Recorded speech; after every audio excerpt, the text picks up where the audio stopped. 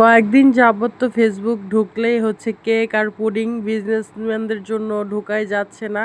তারা শুধু পুডিং আর কেক নিয়ে আগারগা দৌড়াদৌড়ি করতেছে।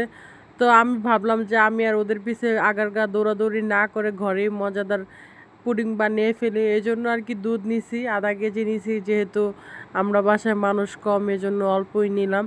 তো দুধটাকে ভালো মতো জাল করে ঠান্ডা করে নিচ্ছি, আর এদিকে চিনিটা ক্যারামেল করে নিব।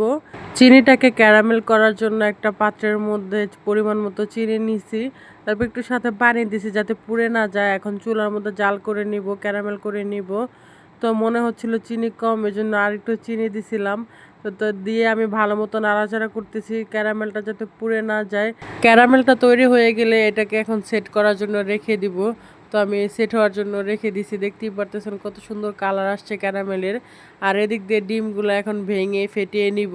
3টা ডিম নিয়েছি আমি পুডিংটা বানানোর জন্য। কেক অথবা পুডিং বানানোর ক্ষেত্রে আমি সবসময় নর্মাল টেম্পারেচার রাখা ডিমগুলো ইউজ করি। আজকেও তাই করতেছিলাম। তো আমি সুন্দরভাবে ডিমগুলোকে ফেটিয়ে নিচ্ছিলাম।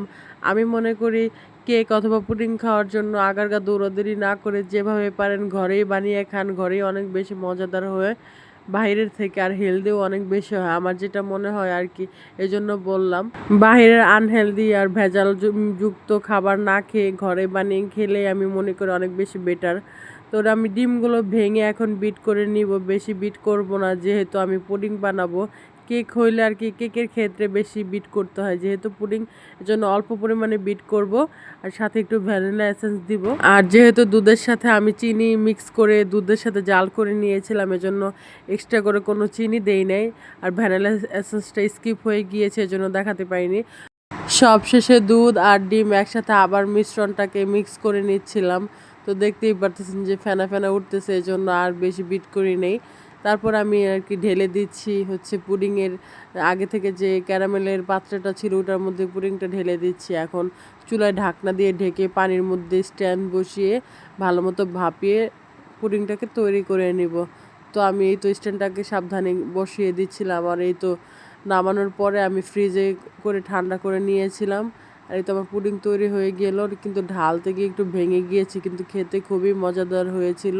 আর এই ছিল আজকে আমার পুডিং, কিন্তু অনেক পারফেক্ট হয়েছিল, খেতেও অনেক মজাদার হয়েছে। যেমনই হোক না কেন, আমার দুঃখ লাগছে যে এত কষ্ট করে বানালাম, জাস্ট একটু ফেটে গেছে এটাই। কিন্তু স্বাদের কোনো হেরফের হয়নি, খুবই মজাদার ছিল। আপনারা চাইলে এভাবে ঘরে বানিয়ে খেতে পারেন। অবশ্যই কমেন্টে জানিয়ে যাবেন আমার পুডিং বানানো কেমন লাগলো আপনাদের কাছে। যেহেতু ভেঙে গেছিলো এজন্য আর কি যেভাবে ভেঙেছিলাম ওইভাবে কেটে নিচ্ছিলাম। তো আমার মতো কারা কারা ঘরে পুডিং তৈরি করেন অবশ্যই কমেন্টে জানিয়ে যাবেন। সবাই ভালো থাকবেন, সুস্থ থাকবেন। আল্লাহ হাফেজ।